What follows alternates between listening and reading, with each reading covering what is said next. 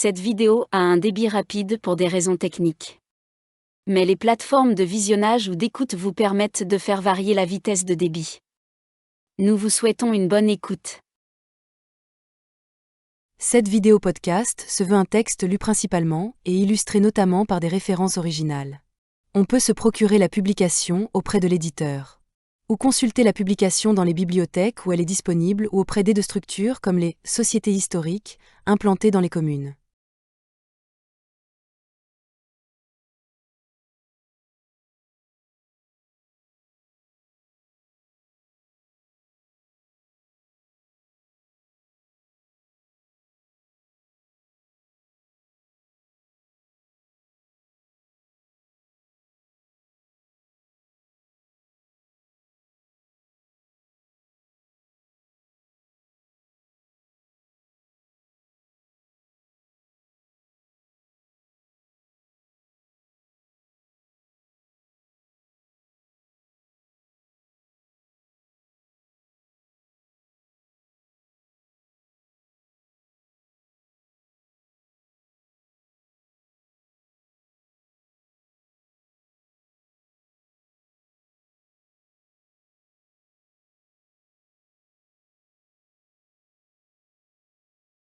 Cahier des doléances et pétitions de la Ferté-sous-Jouarre, qui sont remises aux députés qui la représenteront à l'Assemblée générale des Trois États au Château de Paris pour la rédaction du cahier général de la prévôté et vicomté de Paris et la nomination aux États généraux du Royaume qui doivent avoir lieu à Versailles le 27 avril 1789. Lesdits députés seront chargés de les représenter. Objets locaux, doléances, de la Ferté-sous-Jouarre. Article 1.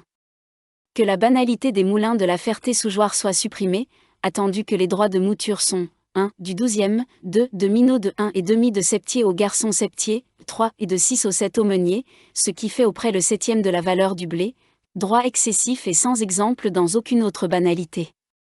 Article 2.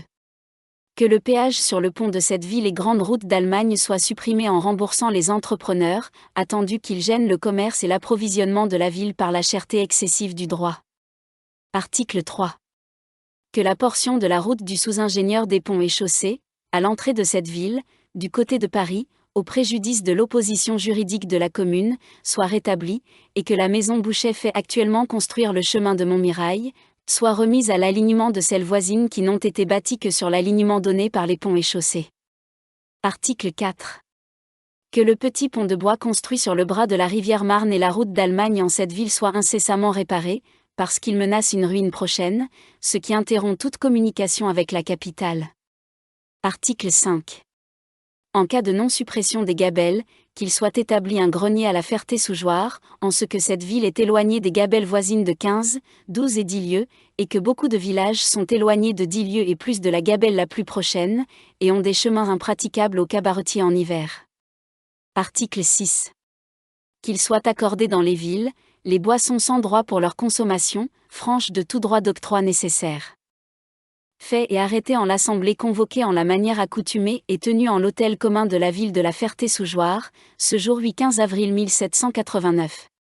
Signé, Mulet, Vidron, Carnel, Devin, Cardet, Moinet, Thivet, Agne, Calmont, L, Pem, Avelin, L'Esclave, Lefen, Pasquier-Fils, P.E. Ducab, Carretel, Monin, Delahaye, Barbry, Champion, Galichet, Chalon, Lecante, Choquet, Coriot, Villy, Reignard, Liénard, Dutard, Lamy, Capenteur, Antoine Dufac, Marc Auchard, Molin, Lair, J. Lartier, Arret, Maillet, Defay, Jean Bertrand, Pasquier, Poindron, Lallier, Gilet, Guillaume Gauthier, Leroy, Tatou, Sénard. Avalard, Lepreux, Amier, Molin, Renu, François Mescot, Blazy, Boileau, Amosnel, Jarry, Perruquier, Coumont, Deveau, Claudin, Launois. Coté et paraphé à chaque page. Signé Chaumieux. C'est vendredi, 8 février 2019, à la Ferté-sous-Jouarre que s'est tenu le grand débat, organisé par les autorités. L'intervention de M. Nakara Zouahir a rappelé de manière sourcée les doléances des Fertois le 15 avril 1789 et la proximité de leurs demandes il y a plus de 200 ans sur ce même territoire. Monsieur le maire de la commune et Madame la députée de la circonscription étaient participants.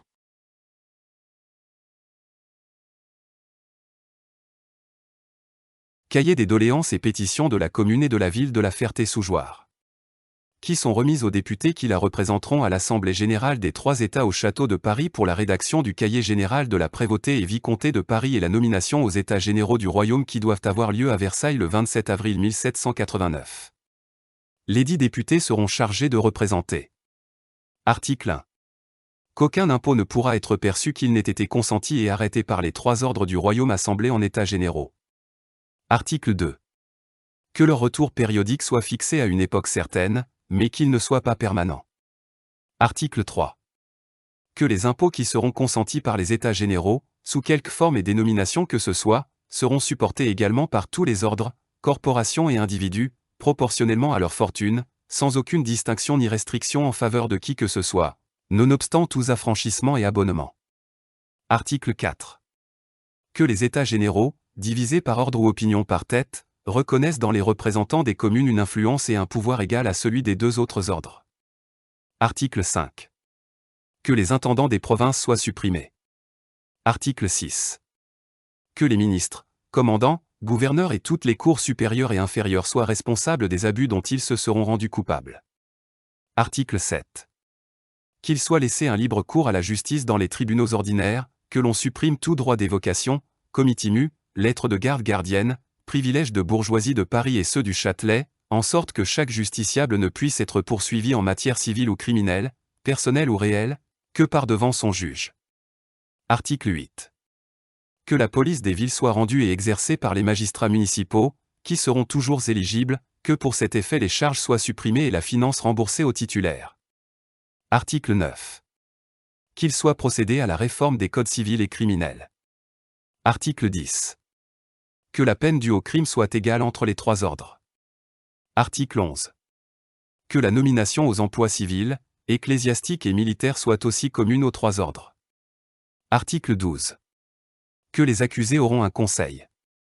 Article 13. Qu'aucun citoyen ne pourra être décrété que par 3 juges. Article 14. Que les lettres de cachet seront supprimées. Article 15.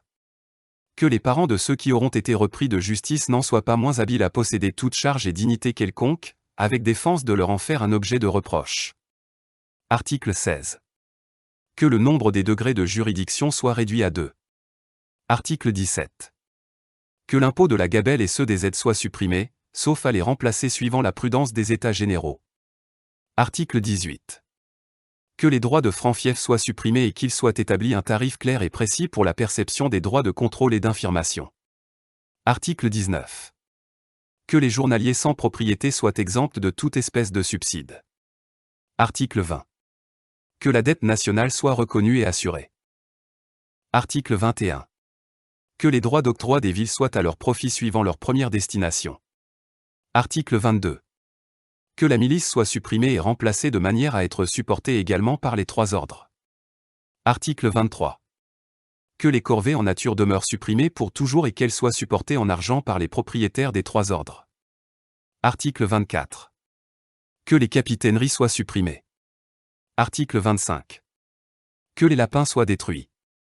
Article 26. Que les pigeons soient renfermés lors des semences et moissons des grains, sinon permis aux propriétaires des terres de les tuer. Article 27. Que les banalités soient supprimées ainsi que les péages, pontonnages, etc., en remboursant les propriétaires ou entrepreneurs. Article 28. Que les baux de gens de main morte qui ne pourront être faits que par adjudication ne soient pas révoqués à leur mort ni en cas de résignation ou permutation à leur mort. Article 29.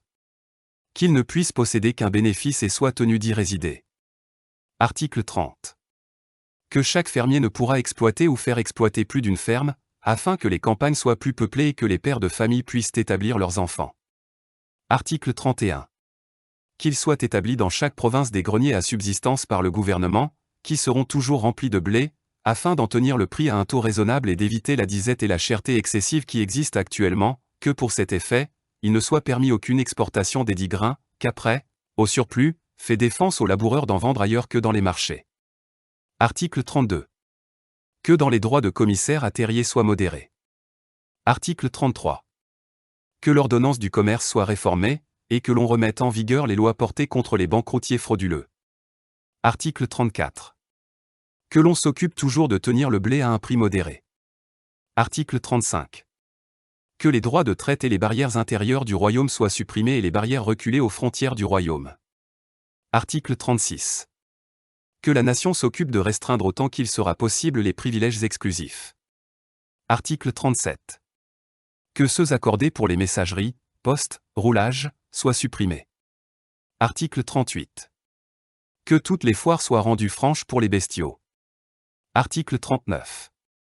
Que la marque des fers et des cuirs soit abolie. Article 40. Que l'on puisse faire des constitutions d'argent aux taux ordinaires, pour un temps déterminé, sans qu'il soit besoin d'aliéner le capital. Article 41. Que l'état rendu public des rentes viagères du par le roi soit rendu public chaque année, ainsi que les grâces et pensions avec les motifs. Article 42. Qu'aucune charge, par la suite, ne puisse conférer la noblesse. Article 43. Que la nation s'occupe d'employer les troupes à la confection des chemins et autres travaux publics. Article 44. Que les places et charges inutiles à l'État et onéreuses aux finances soient supprimées. Article 45. Que l'ordre de Saint-Louis ne soit accordé qu'aux services militaires et effectifs. Article 46. Qu'à mesure que les abbayes et prieurés commandataires et bénéfices simples viendront à vaquer, leurs biens et vicariats qui appliqués à l'augmentation des cures seront besoin. Article 47. Que les biens des maisons religieuses supprimés par défaut de sujet soient appliqués aux besoins de la province. Article 48. Que tous les offices d'huissier soient supprimés comme une atteinte au droit de propriété. Article 49. Qu'à l'avenir le logement des troupes se fasse indistinctement, sans aucun privilège, ce qui a été accepté et même imposé par les officiers municipaux de cette ville. Article 50. Que les privilèges des maîtres et directeurs des postes et autres soient supprimés. Article 51. Que les villes, bourgs et villages, qui sont chargés du logement des troupes, en soient dédommagés par un impôt qui sera également réparti dans les endroits où ces passages n'ont pas lieu, sans aucune exemption ni privilège. Article 52. Que le corps des ponts et chaussées soit supprimé pour être donné aux États ou assemblées provinciales. Article 53. Dans le cas où cette suppression n'aurait pas lieu, ils ne pourront plus ordonner arbitrairement des travaux ni des changements sans le vœu des communes sur les lieux, afin que les fonds soient plus utilement employés. Article 54. Que la coutume de mot soit réformée en ligne collatérale. Article 55. Que les justices seigneuriales soient supprimées et remplacées par justice seigneuriale avec des arrondissements. Article 56. Qu'il y ait une cour souveraine dans chaque grande province et une pour 2 petites provinces limitrophes, et que la justice y soit rendue gratis. Article 57. L'abolition de toute espèce de retrait. Article 58. Que les maîtrises des eaux et forêts soient supprimées.